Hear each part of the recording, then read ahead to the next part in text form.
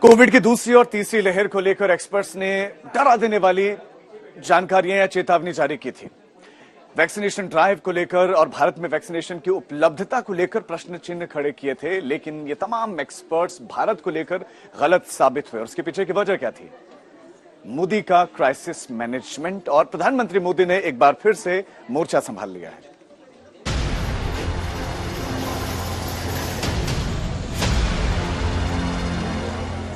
हम आगे बढ़े उससे पहले लॉकडाउन पर मोदी के सर्वे की चेकलिस्ट आपको बताते हैं। एक साथ ऑल इंडिया चाइनीज वायरस से निपटने की तैयारियों की मॉक ड्रिल हुई। मतलब ये कि प्रधानमंत्री की चेकलिस्ट के हिसाब से तैयारियों का निरीक्षण हुआ।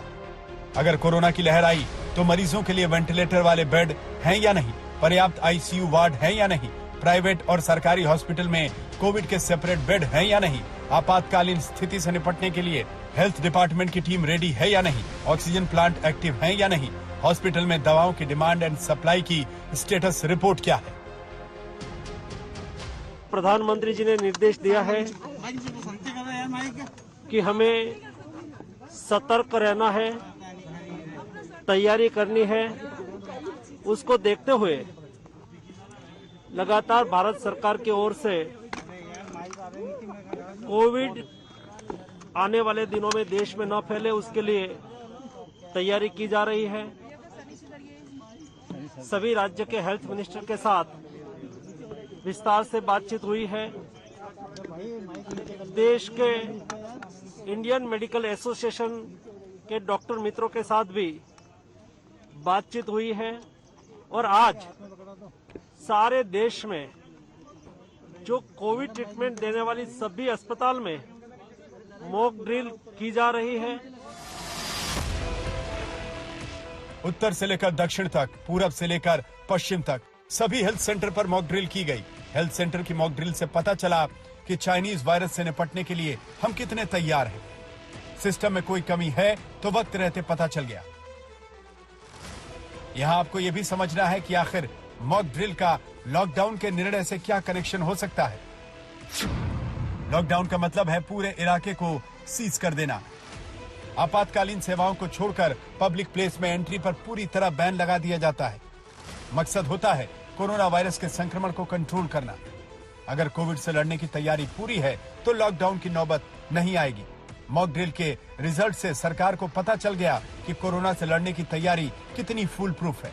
सरल शब्दों में समझें तो मॉक ड्रिल का रिजल्ट तय करेगा कि लॉकडाउन की जरूरत है या नहीं। हमारी सारी हॉस्पिटल कोविड केस देश में बढ़े तो संपूर्ण तरीके से तैयार रहे, ताकि देश के नागरिकों को दिक्कत ना रहे और उसको अच्छी तरह से ट्रीटमेंट मिल सके। आज सफदरजंग अस्पताल में मैंने प्रत्यक्ष आके कोविड वार्ड का निरीक्षण किया। जिस तरह से यहाँ व्यवस्था तैयार की गई है, वैसी ही व्यवस्था देश की सभी सरकारी अस्पताल में और प्राइवेट अस्पताल में भी तैयारी की जा रही है। देश के हर राज्य में मॉक ड्रिल की गई। सभी राज्यों के हेल्थ मिनिस्टरों ने चाइनीज वायरस से पैदा होने वाले खतरे से निपटने के इंतजामों का लाइव टेस्ट किया। आज यहाँ मॉक ड्रिल किया गया, किस तरह से किसी पेशेंट को आके 5 मिनट के अंदर अंदर उसके डिजायर्ड एरिया में जहाँ उसको ले जाना है वहाँ पूरा टेस्ट करके या पूरा चेकअप करके इमीडिएटली वहाँ डिसीजन मेकिंग प्रोसेस सीमलेस हो, उसका मॉक ड्रिल भी हमने देखा यहाँ पे।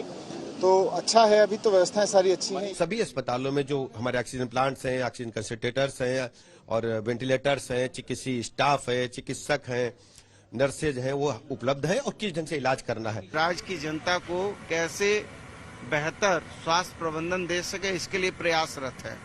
निश्चित तौर पर आप देख रहे हैं पीएसए प्लांट का हमने जो है जांच किया है और भी सब ऑपरेशनल है और सारे काम कर रहे हैं।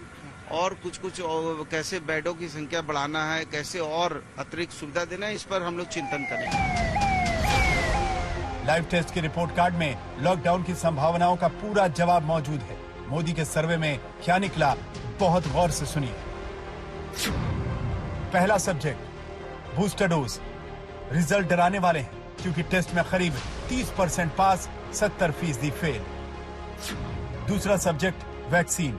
वैक्सीन की डिमांड एंड सप्लाई को देखें तो सरकार को पूरे नंबर मिल रहे हैं। तीसरा सब्जेक्ट वेंटिलेटर। कोरोना की पहली लहर के बाद सरकार ने पर्याप्त वेंटिलेटर सभी राज्यों को मुहैया करवाए। इस सब्जेक्ट में डिस्टिंक्शन के साथ सरकारें पास हुई। चौथा सब्जेक्ट ऑक्सीजन। कोविड की दूसरी लहर में ऑक्सीजन की कमी हुई थी, लिहाजा हॉस्पिटल में ऑक्सीजन के प्लांट लगाए गए थे। सर्वे में ऑक्सीजन पर डिस्टिंक्शन नंबर मिले। पांचवा subject health infrastructure. Mock drill में यह पाया गया कि ग्रामीण इलाकों से लेकर शहरी इलाकों में हेल्थ सिस्टम पहले से बेहतर है। इसमें 60% नंबर मिले। मतलब ये लॉकडाउन का सर्वे का रिजल्ट आउट हो चुका है। मौजूदा इंतजाम ऐसे हैं कि कोरोना से लड़ सकते हैं। लॉकडाउन को लेकर अगर आपके मन में कोई कंफ्यूजन है तो इसे दूर करने वाले तथ्य आपको बताते हैं। प्रधानमंत्री नरेंद्र मोदी ने 25 मार्च 2020 से 14 अप्रैल 2020 तक यानी 21 दिनों के राष्ट्रव्यापी लॉकडाउन का ऐलान किया था। दुनिया भर की कोरोना रिपोर्ट को देखते हुए राष्ट्रव्यापी लॉकडाउन का 31 मई 2020 तक एक्सटेंशन किया गया, लेकिन 1 जून 2020 से राष्ट्रव्यापी लॉकडाउन को चरणबद्ध तरीके से अनलॉक किया गया था। मतलब ये कि राष्ट्रव्यापी लॉकडाउन दोबारा नहीं लगा। इस दौरान कोविड की कई लहर आई।